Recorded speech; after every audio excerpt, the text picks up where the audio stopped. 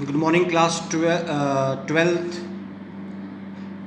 Our chapter Economic Planning is in progress. We have already discussed few topics, the goals of economic planning. Today we are doing the features of economic policies, the policies which are adopted during these 5-year plans.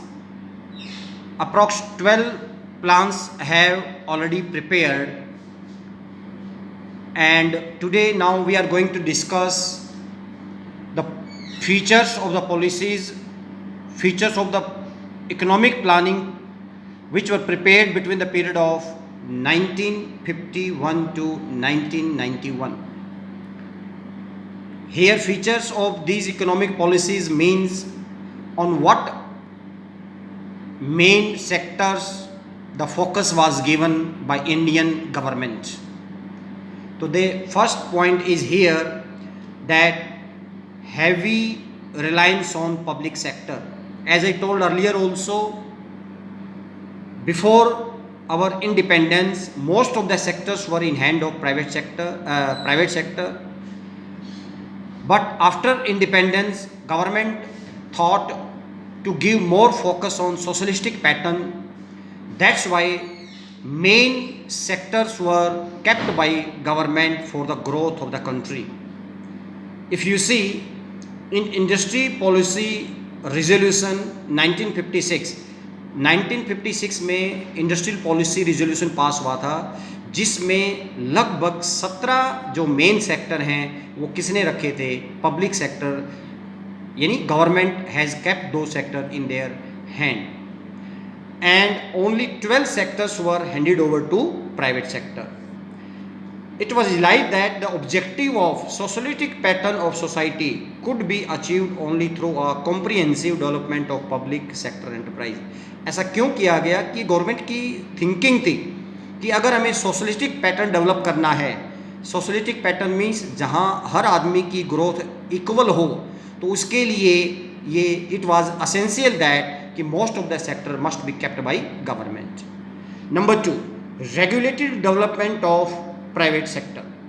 Though few sectors were handed over to private sector, but more control was kept by the government on those private sector. Special Regulatory Act was passed in 1948. Not only this, and another act was passed, MRTP Act, Monopolies and Restrictive Trade Policy Act 1965. This act also kept lots of restrictions on private sector, what they are going to produce once they have took permission, and if they want to change their production from one unit to another, they can't do it, they could not do it without the prior permission of government.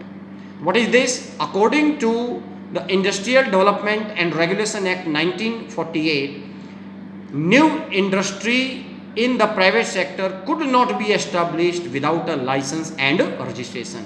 Similarly, MRTP Act, Monopoly and Restrictive Trade Policy Act 1969, placed several restrictions on the expansion of existing industry in private sector. कि जो private sector already काम कर रहा है, अगर वो अपने business को एक्सपेंड करना चाहते हैं तो वो भी आसानी से नहीं कर सकते. They have to follow this act. Third feature is protection of small scale industry and regulation of large scale industry. What does it mean, protection of small scale industry? Few products were kept only for small scale industry. कुछ product पहले से ही decide कर दिए गए कि ये product केवल कौन प्रोड्यूस कर सकते हैं, स्मॉल स्केल सेक्टर ही प्रोड्यूस कर सकते हैं. They can not be produce by other big private sectors.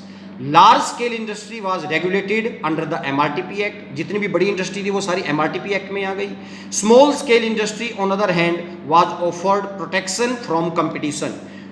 Small scale sector के लिए प्रोडक्ट फिक्स कर दिए और उन प्रोडक्ट को बड़ी इंडस्ट्री प्रोड्यूस नहीं कर सकती थी, तो स्मॉल सेक्टर को कंपटीशन फेस नहीं करना पड़ता था. Certain areas of production were exclusively reserve for small sector. कुछ प्रोडक्शन की जो एरियाज थे वो केवल किसके लिए छोड़े गए? फाइनेंशियल स्मॉल सेक्टर के लिए. Financial institution were developed to cater to the need of small scale industries. Financial institution को भी डेवलप किया गया जो केवल किसको हेल्प करेंगे, स्मॉल स्केल इंडस्ट्रीज को हेल्प करेंगे, and special board were set up for small scale industries. Next fourth one, development of heavy industry of strategic significance. Industries like of electricity generation, engineering goods, iron and steel industry were identified as strategic significance. इन इंडस्ट्रियों को important sector के अंदर रखा गया क्योंकि without the development of these industries other industries could not be developed easily. That's why a strategic planning, a special planning strategy, developmental strategy were adopted by the government during these 5-year plans. Next, my dear friends, focus on saving and investment. During these 5 years plans government ने ध्यान दिया कि ज़्यादा से ज़्यादा saving and investment बढ़ाया जाए, क्योंकि अगर सेविंग नहीं बढ़ेंगी तो फिर बिजनेस सेक्टर में इन्वेस्टमेंट कहाँ से आएंगी। Saving and investment were identified as the key determinants of economic growth, क्योंकि पब्लिक सेक्टर यानी हाउस होल्ड सेक्टर सेविंग करेगा, हम लोग सेविंग करेंगे, वो हमारी सेविंग बैंकों में जाएगी या शेयर मार्केट में जाएगी और वहाँ से पैसा किस में जाएगा, बिजनेस की ग्रोथ में जाएगा। तो both were important. High interest rate were offered to promote saving. सरकार ने ऐसी बहुत सी स्कीमें चलाई जिसमें ज़्यादा से ज़्यादा इंटरेस्ट रेट दिया गया ताकि पब्लिक जो है, आम जनता है, वो ज़्यादा से ज़्यादा पैसा सेव कर सके। While investment were included through subsidize and capital grants. और सेविंग गवर्नमेंट खींचेगी पब्लिक से, आम जनता से, और बिजनेस सेक्टर को इन्वेस्टमेंट जो है वो सब्सिडाइज रेट पे लोन वगैरह देगी। It was all done by the government to increase the industries in the country. Next, protection from foreign competition. हमारी इंडिया की इकोनॉमी के लिए अगला जो मेन प्रॉब्लम थी वो फॉरेन कंपटीशन था। Domestic industry were protected from foreign competition. For that high import duties and quantitative restrictions were levied on import. जो भी आइटम हम इंपोर्ट करेंगे उसके ऊपर बहुत ज़्यादा इंपोर्ट ड्यूटी लगा दी गई ताकि अगर हम उन आइटम्स को विदेशों से खरीदेंगे तो इंडिया में आके महंगी पड़ेंगी, तो वो फॉरेन आइटम्स इंडिया में नहीं बिक पाएंगी।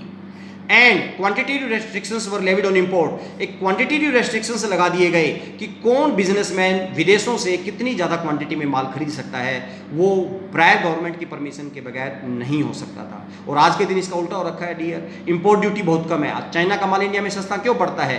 क्योंकि इसकी इंपोर्ट ड्यूटी बहुत कम है, इसलिए चाइना का माल सस्ता पड़ता है, जिसकी वजह से हमारी इंडस्ट्रियाँ बंद हो गई हैं। बट उस समय हमारी इंडस्ट्रीज़ को फॉरेन कंपटीशन से बचाने के लिए ये स्टेप लिए गए थे। Next, focus on import substitution. What is the meaning of import substitution, my dear? It means those items which we were importing from other countries, instead of importing from other countries, let us produce them in our own country. Focus was given on such import substitution. It implied domestic production of goods which were imported from abroad. जो item हम foreign से खरीदते थे उनको वहाँ से न खरीद के अपने ही कंट्री में पैदा करना, इसके ऊपर भी फोकस दिया गया during economic planning. Next is restriction on foreign capital. Foreign capital के ऊपर भी रेस्ट्रिक्शन लगाया गया। उसके लिए लाइक फेरा, फॉरेन रेगुलेशन एक्सचेंज एक्ट बनाया गया। Foreign direct investment was and controlled and regulated through Foreign Exchange Regulatory Act.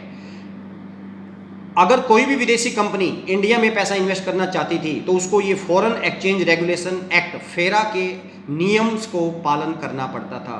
बगैर फेरा के, without the permission of this FERA, they could not establish their industry in India. Loans from abroad were accorded high priority than FDI।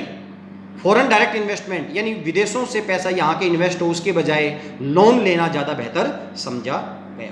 तो all these points features were adopted to develop the Indian economy.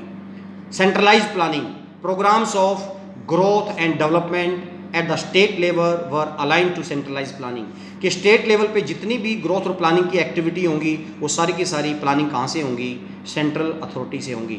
This is the objective of growth as specified at the state level did not contradicted with the overall energy strategy of growth as specified in 5-year plans. So these were few features, my dear friends, which were adopted during 5-year plans. These were features of our economic policies. Thank you.